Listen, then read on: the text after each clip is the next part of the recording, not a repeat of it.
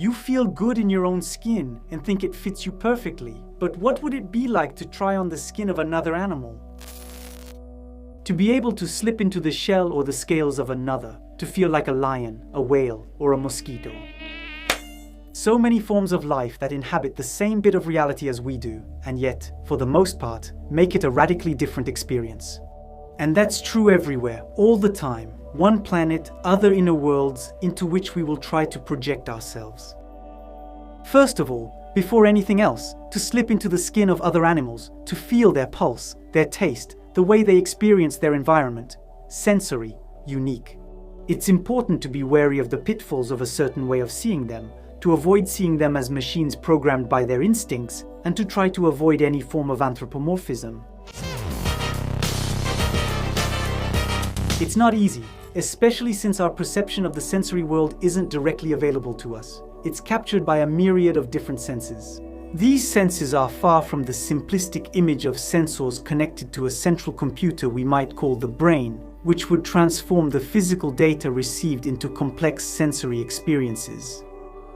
Your ears and eyes, just like those of a crocodile, a cat, or a chameleon, don't just capture light and sound waves like cameras or microphones do. Once integrated, our senses actually create a dialogue between a perceived external world and an experienced internal world. A constant dialogue between what all our senses tell us at every moment and what they have perceived in the past. And these kinds of sensory echoes, whether conscious or unconscious, are associated with pleasant or unpleasant sensations depending on our past experiences.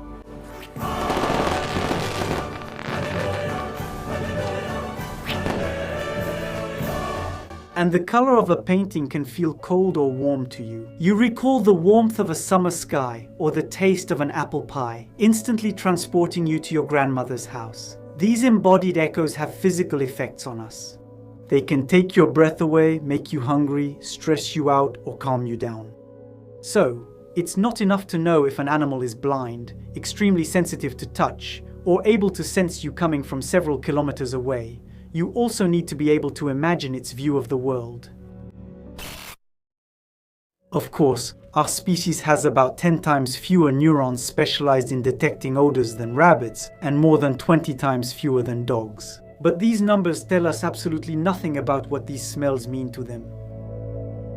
About how the interplay of their senses gives rise to inner worlds of incredible variety, but also strangeness.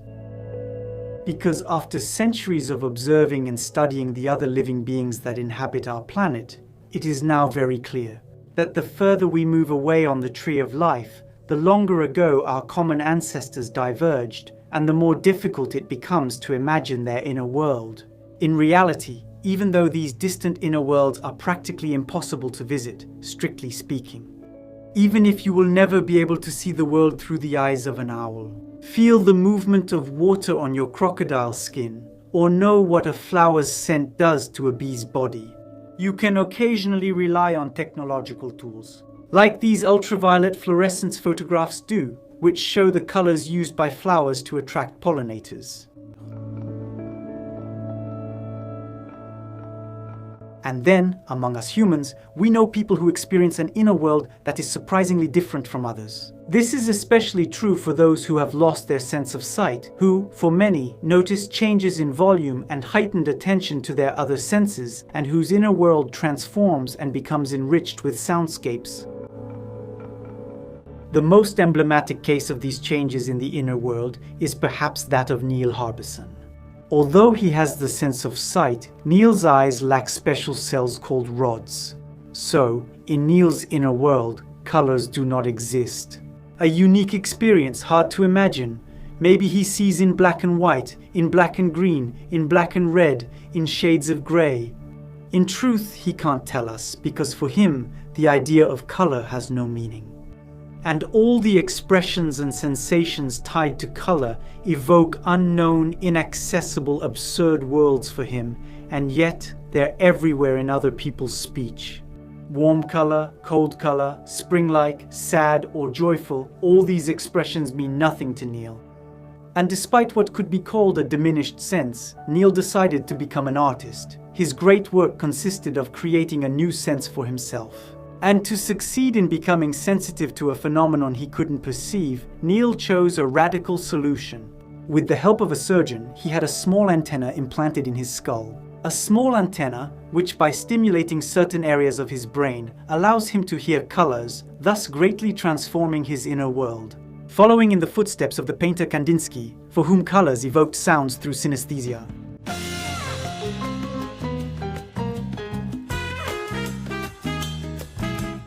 Neil began painting music or voices which, for him, are colored at all times throughout his inner world. And conversely, he began composing pieces of music that for him are sonic portraits of people he has met. It's amusing to think that for Neil, a forest with blazing green sounds like tinnitus, a constant and uniform noise, while a colorful scribble sings with 1,000 different notes. According to Neil, his antenna, as technological as it may be, is meant to bring him closer to other species on the planet, so that he no longer believes that the world we perceive is the only one that exists. It's important to repeat and emphasize this. Many other experiences of reality are possible, beyond those that humans have, and trying to discover them, imagine them, or even experience them would allow us to get closer to the other sensory experiences of the living world. And thus, to better negotiate the terms of our coexistence on Earth. To step out of our human bubble in order to better connect with the other inner worlds that exist on the planet. A more credible expedition project into unknown territory, even if just as difficult as the conquest of exoplanets. Because yes, unfortunately, a bat will never be able to let us hear the music of the echo in the dark landscapes it crosses, nor the song of insects in the ultrasonic range. We will never be able to listen to an octopus tell us about the perception of touch, which for it is mixed with taste and heat. Is it somehow like walking on 8 tongues placed under your head? In short, it's clear why we seem doomed to know only our own inner experience with any precision. And if, despite all the difficulties already listed, you're still tempted by this impossible project, then of course you need to turn to the scientific approach of ethology. Ethology is basically the study of behavior, of the animal world. It's a field of research that today invites us to take a step back from the question, is there a self inside the heads of animals? To wonder what world exists in their minds.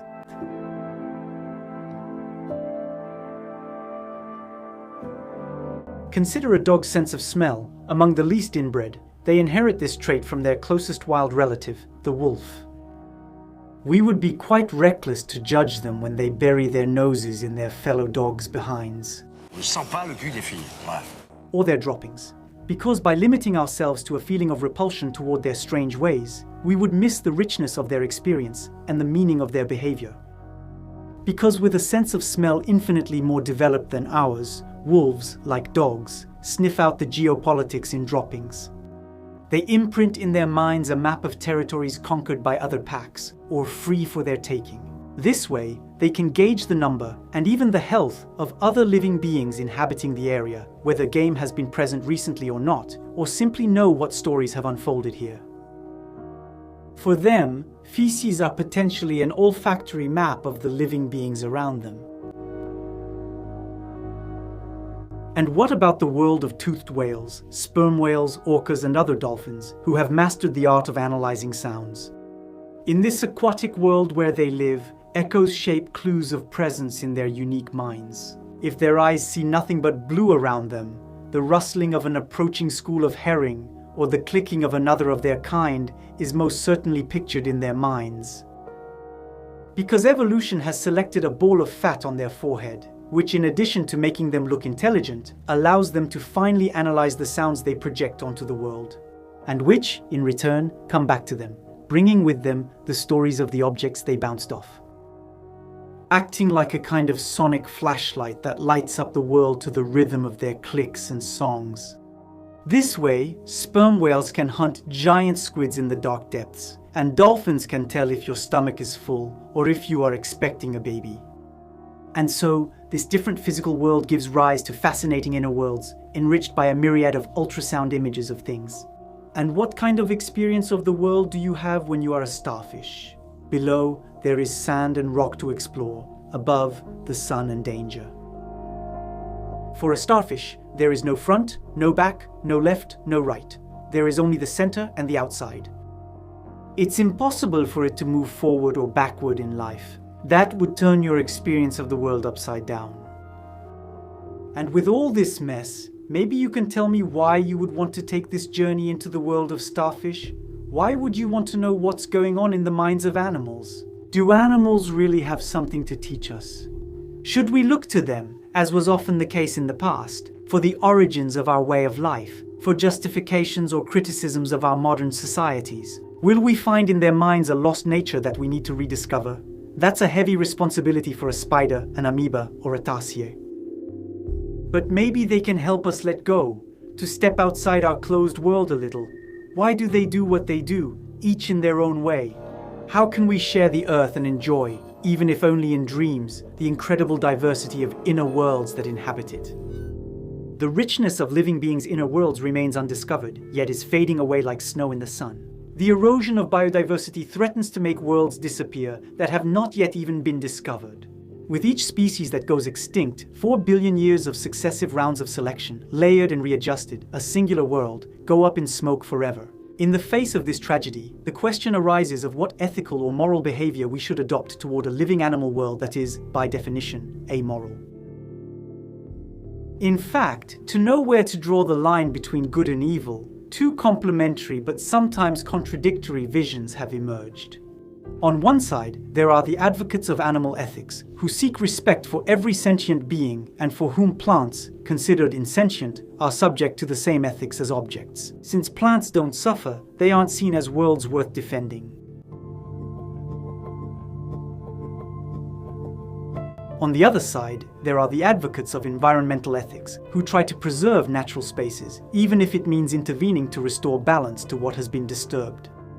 For the latter, it is necessary to allow the diversity of inner worlds to endure. And so it is the species, plants, microbes, animals, and their living environment, landscapes, air quality, and water quality that must be preserved. Very often the two approaches come together, but they can also come into conflict. Let's take an extreme fictional example. If tomorrow the law forbade a human being from owning an animal, what would be the right moral position to take? Should we release them all? Cats, cows, pigs, and chickens, even if it meant they would destroy a large number of ecosystems by wiping out many species before a new balance was established? Or should we get rid of them to protect ecosystems and wild species?